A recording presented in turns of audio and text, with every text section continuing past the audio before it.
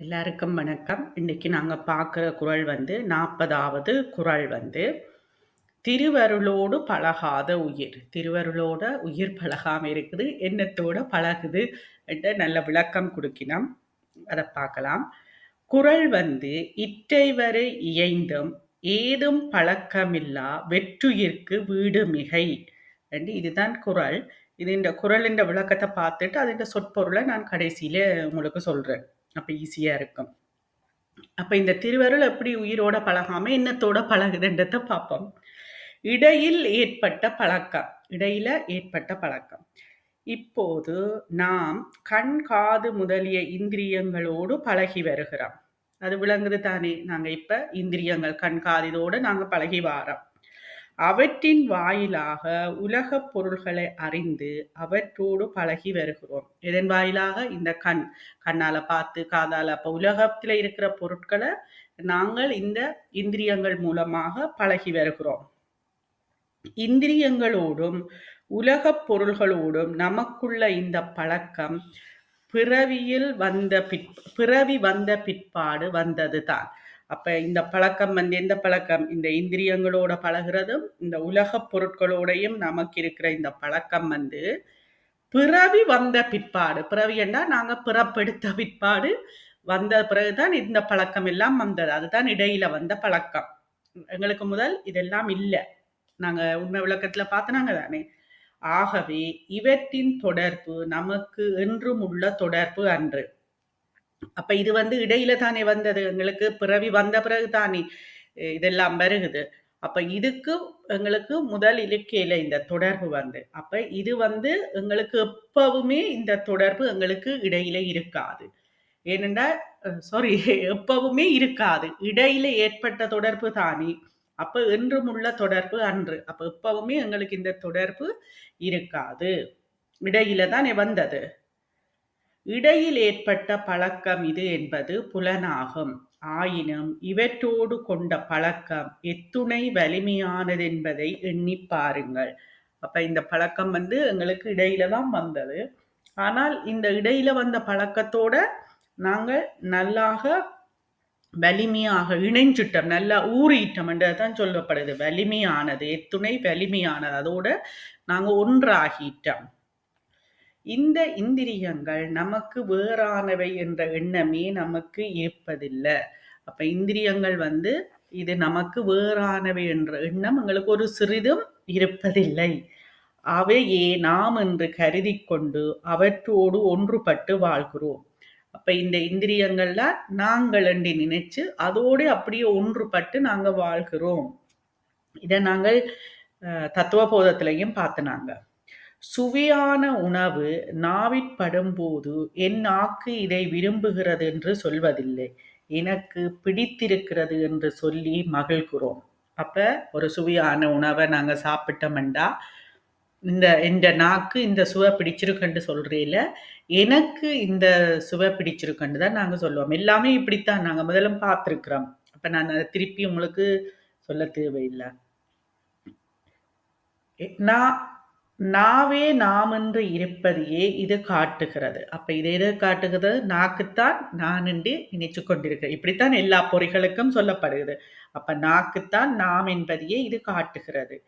இப்படி ஒவ்வொரு இந்திரியத்தோடும் அது அது நான் என்று ஒற்றுமைப்பட்டு வாழ்கிறோம். அதானே சொன்னோம். ஒவ்வொரு இந்திரிய நாக்கு மாதிரி கண் எல்லாத்தோடையும் அதோடையே நாங்கள் ஒன்றி ஒற்றுமைப்பட்டு வாழ்கிறோம். வாழ்நாள் முழுவதும் இந்த இந்திரியங்களோடு இப்படி வேற்றுமையின்றி பழகி வருகிறோம். அப்ப வாழ்நாள் முழுமண்டா எங்கண்ட ஜென்மம் முடியும் மட்டும், இந்த பிறப்பு முடியும் மட்டும், இந்த உயிர் விட்டு உடலை போக மட்டும் இந்த இந்திரியங்களோட தான் நாங்க பழகி வருகிறோம். அப்ப அந்த உயிர் விட்டு பிரிய மட்டும். இவ்வளவு தூரம் நெருக்கமாக பழகி நின்றாலும் இந்த ஐம்பொறிகள் முதுமையில் மெல்ல மெல்ல நம்மிடமிருந்து விலகியோட பார்க்கின்றன. அப்ப இந்த இந்திரியங்களோட நாங்க நல்லா ஊறிட்டோம். அதோட பழகி நான் தான் இதண்டு நினைச்சு வாழுறோம். இவ்வளவு தூரம் நல்லா பழகின பிறகும் இந்த இந்திரியங்கள் வந்து நாங்கள் முதுமையாக இருக்கைக்கு எங்களோட ஒத்துழைக்க மாட்டுது. சொல்லுவின 40 வயசு வந்தா வெள்ளெழுத்து வந்துடும், காது கேட்காது எல்லாம் இருக்குத்தானே. அப்ப முதல் இருந்த இந்திரியங்கள் பிறகு பிறகு அது எங்களோட ஒத்துழைக்காமல் நம்மிடமிருந்து அதுகளே விலத்தி கொண்டு போவதென்று சொல்லப்படுகிறது. மூத்து தளர்ந்த நிலையில் இவை நம்மோடு ஒத்துழைப்பதில்லை. நமக்கு தொல்லை தருகின்றன. நம்மை கைவிட்டு விடுகின்றன. இந்திரியங்களோடு பழகி வந்த நமது பழக்கம் இப்படியாக முடிகிறது. அப்ப வயது போக போக எங்களுக்கு அது ஒத்துழைக்காம போகுது. அப்ப அதோட பழகி வந்த பழக்கம் இப்படித்தான் போகுதுன்னு சொல்லப்படுகிறது. இனம் இனத்தோடு சேர வேண்டும். இனம் இனத்தோடு சேர வேண்டும் என்று சொல்லிவினம் பழமொழி. என்ன இனம் என்று இங்க பார்ப்போம். அது சொல்றது வேற இனம், இங்க நாங்க சொல்றது வேற. உடம்பும் இந்திரியங்களும் உலகப் பொருள்களும் ஆகிய இவற்றோடு கொள்ளுகிற பழக்கம் உயிருக்கு இயற்கையானதன்று. அப்ப உடம்பும் இந்திரியங்களும் உலகப் பொருட்களும் ஆகிய இவற்றோடு கொள்ளுகிற பழக்கம் உயிருக்கு இயற்கையாக இல்லை. இயற்கையா என்ன? அப்ப இருந்தே வர வேணும். இது எல்லாமே இடையில வந்தது, செயற்கை. இங்கே ஓர் உண்மையை தெரிந்து கொள்ள வேண்டும்.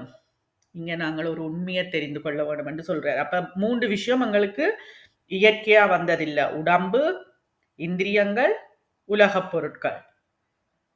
இனம் இனத்தோடு சேர வேண்டும் என்பார்கள். இனம் இனத்தோடு சேர வேண்டும் என்பார். உயிர் சித்து என்ற இனம்.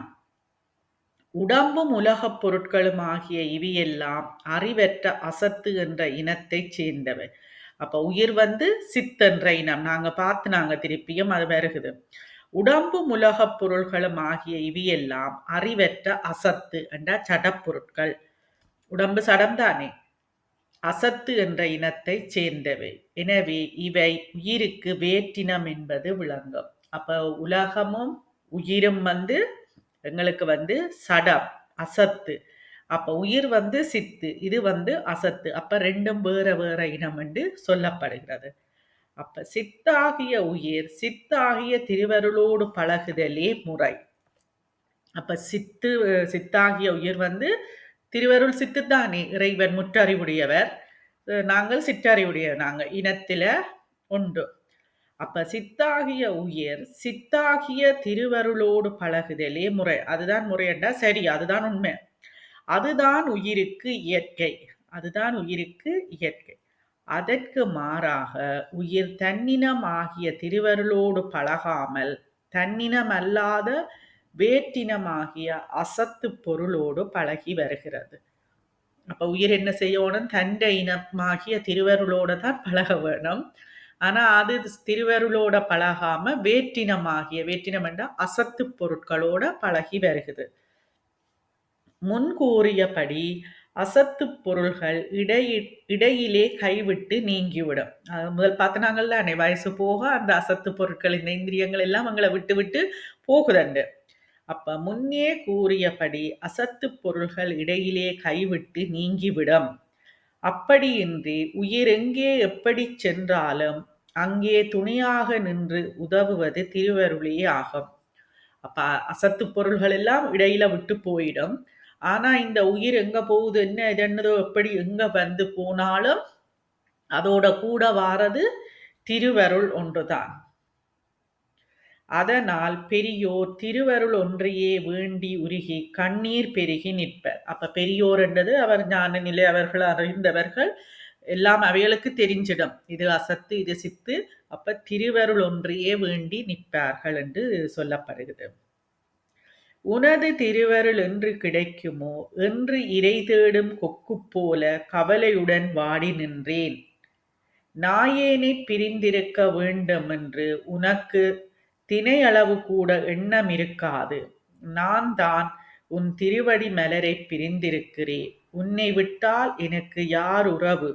ஓடும் கோவணமுமே உறவு என்று நினைத்து உள்ளம் கசிந்து தேடும் பொருளும் சிவன் கடலே என நான் தெளிந்து கொண்டேன்.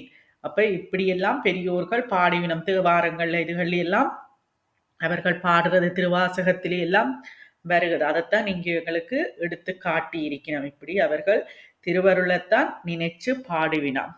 உன் திருவடி அன்றி வேறு பற்று எனக்கு இல்லை என்றெல்லாம் சொல்லி வருந்தி நிற்பராறு இந்த பெரியோர்கள் ஞானிகள் என்றது அவர்களை குறிக்குது. கடவுளின் அருள திருவருள வேண்டி நிற்பவர்களைத்தான் பெரியோர் என்று சொல்லப்படுகிறது. இவர்கள் நிலை இப்படி இருக்க, நாமோ என்றும் தொடர்ந்து நிற்கும் தாயாகிய திருவருளை மறந்து உலகப் பொருள்களையே பற்றி நின்று அவரோடு விடாமல் பழகி வருகிறோம். அப்ப பெரியோர்கள் என்றது இந்த ஞானிகள், அவர்கள் சித்தர்கள் அப்படியானவர்களைத்தான் சொல்ல. அவர்களுக்கு தெரிஞ்சிடும் இது அசத்து, நிலையற்றது, நிலையானது திருவருள். அதோட தான் தாங்கள் சேர வேண்டும் என்று அவர்கள் இப்படி வருந்தி, இப்ப சொன்னமே அப்படி வருந்தி பாடி இதன்னிவினம் தேவாரங்களை பார்த்தா தெரியும். திருவாசகத்துல நிறைய இருக்குது. அப்ப நாங்கள் என்ன செய்யறோம்டா, இந்த உலகப் பொருட்களோட தான் நாங்கள் அதை மறந்து தாயாக நிக்குது அந்த திருவருளங்களுக்கு, தாயை போல எங்களோட தொடர்ந்து வருகிறது. நாங்கள் அதை விட்டுட்டு உலகப் பொருட்களோட பழகி வருகிறோம் என்று சொல்லப்படுகிறது. அடுத்தது பன்னாடை போன்றவர்கள் நாம். பன்னாடை என்ன உங்களுக்கு தெரியும். நாம் எல்லாம் இவ்வகையில் பன்னாடை போன்றவர்கள் எனலாம். பன்னாடை என்பது இழை நெருக்கமில்லாத துணிவகை ஆகும். அப்ப எங்களை பன்னாடை என்று சொல்லினோம். அந்த பன்னாடை என்றா இள நெருக்கமில்லாத துணியாகும். அந்த பன்னாடையும் அந்த பனையில இருந்து வாரதும் பன்னாடை தானே, ஆக்களையும் பேசினோம். அதற்கு நெய்யரி என்ற மற்றொரு பெயரும் உண்டு. அதுக்கு பன்னாடைக்கு நெய்யரி என்றும் சொல்றது. அதுக்கு ஏன் என்ற விளக்கம் சொல்லிக்கணும். நெய் என்பது தேனை குறிக்கும். அப்ப நெய் என்றது இங்க தேனை குறிக்குது. பால் தயிர் தயிராக வார நெய் இல்லை, இங்க தேன் என்று சொல்லினோம். நெய் என்பது தேனை குறிக்கும். காட்டில் எடுத்த தேனை வடிகட்டுவதற்கு பன்னாடியை பயன்படுத்துவார்கள். பன்னாடை தன்மேல் வார்த்த தேனின் சாரத்தை கீழே ஒழுகவிட்டு வேண்டாத தூசி, கசடு முதலியவற்றை தன்னிடம் வைத்துக் கொள்ளும். அந்த நிலையில் நாம் இருக்கிறோம். அப்ப எப்படி நாங்கள் இருக்கிறோமா, அந்த தேன் எப்படி அந்த துணியில வடிச்செடுக்க கீழே அந்த தேன் ஒழுகும். அந்த தூசி இதுகள் எல்லாம் கஞ்சல் எல்லாம் அந்த பன்னாடியில் அந்த நெய் அரி துணியில வந்துடும். இதுக்கு நாங்க வடிதட்டையும் சொல்றோம். நாங்கள் வடிதட்டும் அப்படித்தானே, தேயிலை சாயம் பிறகு அதை கொட்டுவோம். அப்ப இங்க எப்படி சொல்லப்படுது, பன்னாடை போன்றவர்கள் நாங்கள் என்றால் தேவையில்லாத தூசுவல் கஞ்சல்களை நாங்கள் வச்சுக்கொண்டு அதே போல நாங்கள் இருக்கிறோம் என்று சொல்லப்படுகிறது. நிலையற்றனவாய் நம்மிடம் சில காலம் இருந்து சென்ற அந்த அந்த நிலையில தான் நாங்கள் இருக்கிறோம். பன்னாடை என்ற நிலையில தான் நாங்கள் இருக்கிறோம். நிலையற்றனவாய் நம்மிடம் சில காலம் இருந்து செல்கின்ற பொருள்களையே நாம் விடாமல் பற்றி நிற்கிறோம். அப்ப இதெல்லாமே எங்களுக்கு தெரியும், நிரந்தரம் இல்லை, நிலையற்ற பொருட்கள். நாங்கள் அந்த பொருட்களைத்தான் நாங்கள் பற்றி நிற்கிறோம். உண்மையான நிலையான பொருள் திருவருள். அதை இல்லாம நாங்க தேவையில்லாம அந்த தேன் எப்படி, அது நல்ல தேன், ஆனா அந்த பன்னாடை அந்த கஞ்சல் தூசுவளைத்தான் வச்சிருக்குது. அது போல இப்பிறவியில் மட்டுமன்றி எப்பிறவியிலும் நம்மோடு தொடர்ந்து நின்று தனுகரண புவன போகங்களை எல்லாம் தந்து காத்து வருகின்ற திருவருளை மறந்து விடுகிறோம். இந்த பிறவியில மட்டுமில்ல, எங்களுக்கு எல்லா பிறவியிலையும் இந்த நாளையும் தந்து எங்களை காத்து வாரது எது, திருவருள். நாங்கள் அதை மறந்துட்டு இருக்கிறோம். ஓரொரு சமயத்தில் திருவருளை பற்றிய நினைப்பு நமக்கு வருவதுண்டு. இடக்கிட எங்களுக்கு திருவருளை பற்றிய நினைப்பும் வரும். எப்ப அது வருகுதுண்டா, ஆன்மீக சொற்பொழிவை கேட்க நேரும் போது. எங்கேன் கோயில்ல பிரசங்கம் பட்டிமன்றம் வைக்க ஆன்மீகம் சம்பந்தமான, சும்மா இல்ல, ஆன்மீக சம்பந்தமானதுகளை வைக்க எங்களுக்கு அந்த நினைப்பு வரும்.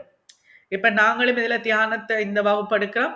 பிறகு எல்லாரும் இதே நேரம் பிறகு பிறகு உங்களோட வேலையில நீங்க போயிட்டீங்கன்னா இந்த 9 மணி வகுப்பில தான் நீங்க இப்படி திருவருள இதென்னலாம். ஆனா எல்லாரும் அப்படி இல்லை. நான் ஒரு உதாரணத்துக்கு சொல்றேன். அப்ப ஆன்மீக சொற்பொழிவை கேட்க நேரும் போது அந்த நேரத்தில் மட்டும் திருவருளை நினைக்கின்றோம். நமது ஆற்றலையும் மீறி நாம் தடுக்க முயன்றும் முடியாமல் ஏதேனும் ஒரு துயர நிகழ்ச்சி நடந்துவிட்டால் அப்போது திருவருள் நினைப்பு வருகிறது. அப்ப இப்படி ஆன்மீக சொற்பொழிவை கேட்கிற நேரத்திலையும் வரும், எங்களுடைய ஆற்றலை கைமீறி போயிட்டு என்றால் எங்களால் ஒன்றும் செய்ய முடியலை என்னைக்க, ஐயோ கடவுள் அருளால கடவுளே கடவுளே என்று இரண்டும் அப்பவும் அந்த திருவருள் நினைப்பு வருகிறது. மற்ற சமயங்களில் அது பற்றிய நினைப்பே இருப்பதில்லை. மற்ற நேரத்துல நாங்கள் அதை பற்றி எப்பவுமே நினைப்பது இல்லை. இவ்வாறு ஓரொரு சமயத்தில் திருவருளை நினைக்க நேர்ந்தாலும் அந்த நினைப்பு அழுத்தமாக இருப்பதில்லை என்பதே உண்மை. இப்படி நாங்க இடைக்கிட நினைச்சாலுமே அந்த நினைப்பு கூட எங்கள்ட்ட அழுத்தமாக இருப்பதில்லை. விட்டுடுவோம். ஒரு கொஞ்ச நேரம் நினைச்சுட்டு விட்டுடுவோம். அப்ப அதிலே அழுத்தமாக இருந்தால் நாங்க இப்ப இந்த தியானத்துக்கு நாங்கள் எல்லாருமே விடாப்பிடியா ஒரு நாள் கூடி விடாமல் எல்லாரும் தியானம் செய்து சத் சங்கம், புக் ரீடிங்ன்னு நிறைய போய்க்கொண்டிருக்கோம். இப்படியே போச்சுதண்டா நாங்கள் திருவருளை அடைஞ்சிடலாம். பாசி இன்னொரு உதாரணமும் சொல்லினான்.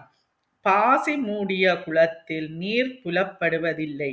அதிலே ஒரு கல்லை விட்டெறிந்தால் கல் விழுந்த அந்த நேரத்தில் மட்டும் பாசி சிறிது விலக நீர் புலப்படும்.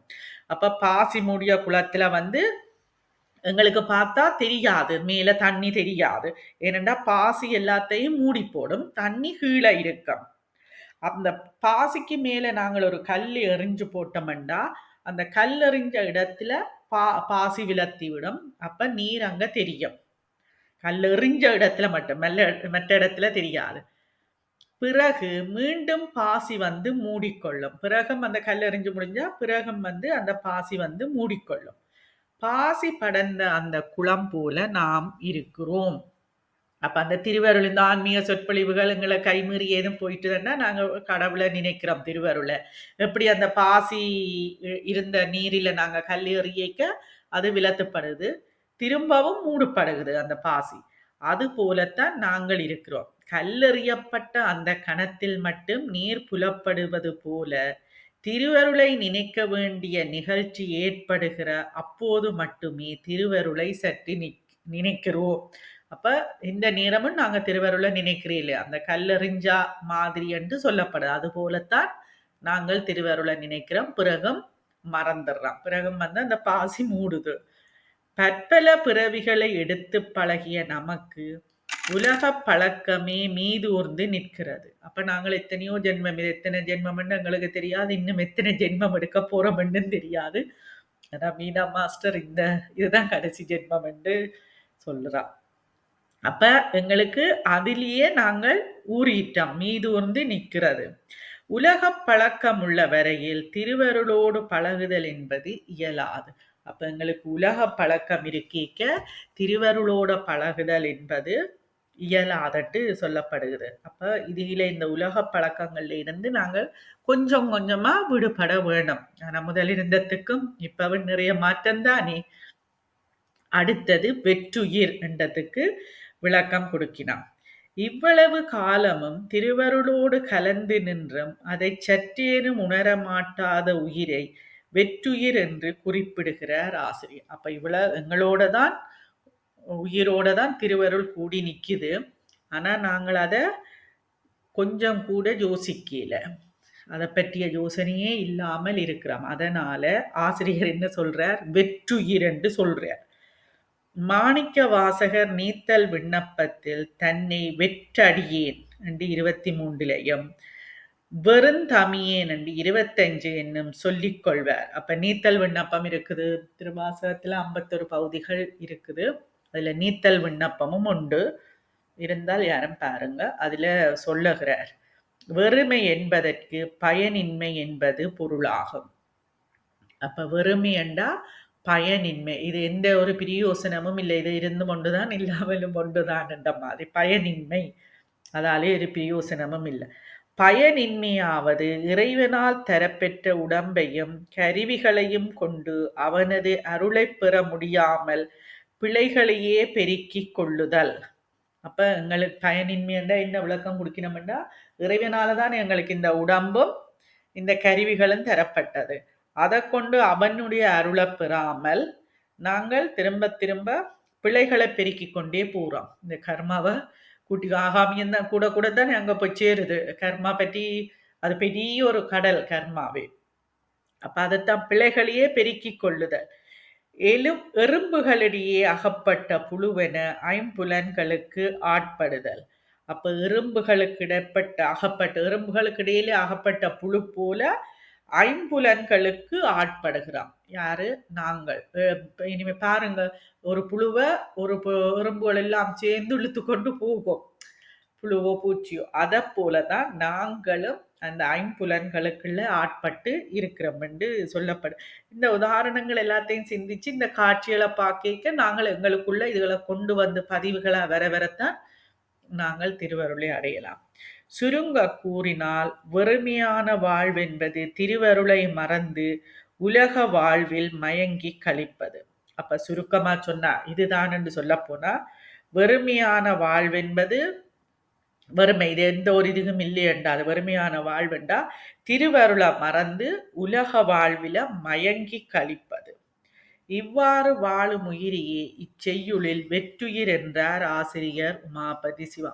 அப்ப இப்படிய வாழுற உயிரைத்தான் எங்கண்ட உமாபதி சிவாச்சாரியார் வெற்றுயிர் என்று சொல்லி இருக்கிறார். அதுதான் இந்த குறளின் கருத்து. இப்ப நான் உங்களுக்கு சொற்பொருளை சொல்றேன். இதுவரை இட்டை வரை குறளை இன்னொருக்கா சொல்லிட்டு சொல்றேன். இட்டை வரை இயைந்தும் ஏதும் பழக்கமில்லா வெற்றுயிர்க்கு வீடு மிகை. அப்ப இட்டை வரை என்றது அனாதியாகிய அன்று தொட்டு இன்று வரையிலும்.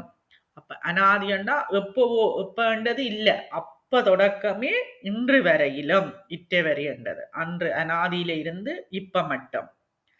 இயைந்தும் திருவருளோடு கூடியிருந்தும் அதனை தெரிந்து கொள்ளாமல், என் திருவருளோட கூடியிருந்தாலும் அது இது தெரியாமல், அதுக்கு சொல்லி கழுதைக்கு தெரியுமா கற்பூர வாசனை என்று அது இதுக்கு பொருந்துமோ தெரியல.